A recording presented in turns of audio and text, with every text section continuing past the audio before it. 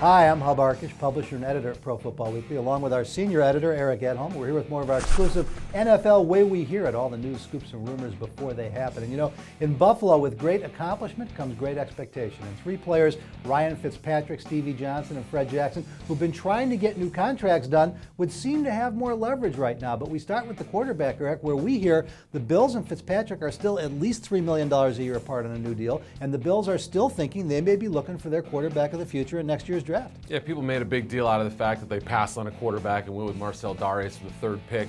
But that doesn't mean they're not still looking down the line. And Fitzpatrick most certainly is in their plans for the future, as well as the present, of course. But I think they're going to be keeping an eye on those great first-round prospects for next year, because if this contract doesn't work out, they've got to figure out what they're going to do. And you have to think about the league value, too. What do the other 31 teams think about Fitzpatrick? Well, and the Bills are betting that if he were on the open market, he wouldn't get the elite quarterback money he's looking for. Now, Stevie Johnson will get done. That's just numbers. That's why they traded Lee Evans. Fred Jackson, they're not close on that one, but Jackson, a very loyal organizational guy. So again, nothing to worry about right now. But you go to Chicago, and here's a contract situation with their offense, Matt Forte, and he is at least half of it, if not all of it, where Forte appears to be at the end of the road. His agent says things could be getting ugly because we are at a philosophical crossroads. Obviously, somebody doesn't believe in me. That's Matt Forte himself saying, I am an elite back. Now, bottom line here, Eric, is they don't want to pay him like an elite back. He's in the last year of his rookie deal, making $550,000 a year. And that quote from Forte sounds to me like a young man who, if he doesn't get the deal, it looks like it won't happen,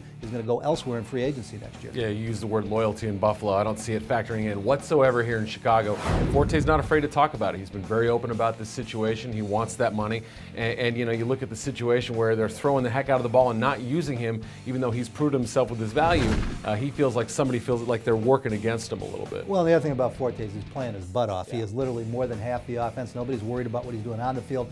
The Bears better get something done in the next couple of weeks, because Forte sounds like he's about had enough. Now in Minnesota, Donovan McNabb, he didn't look too well, but Les Frazier wants to stick with him. He convinced Rick Spielman to trade for him. That's why Spielman said, okay, but I'm going to draft the quarterback of the future. The problem, Christian Ponder not anywhere near ready. They're going to have to stay with McNabb for a while. Yeah, the coaches haven't said that, but that's our suspicion, just talking to people around the organization who've said, you know, look, if he was ready, he'd probably be playing right now. McNabb is not the only problem with this Vikings offense. Offensive line, receiving group, not up to par, but I do think that his play has to improve, and right now they just don't feel confidence in the rookie, and they gave up a lot for McNabb, money and draft pick. And Les Frazier, an extremely loyal guy. He's going to give McNabb a chance to play his way out of it. That'll do it for this edition of The Way We Hear It, but for all the best in news, notes, rumors, and analysis, stay right here at ProFootballWeekly.com, 24 hours a day, 7 days a week.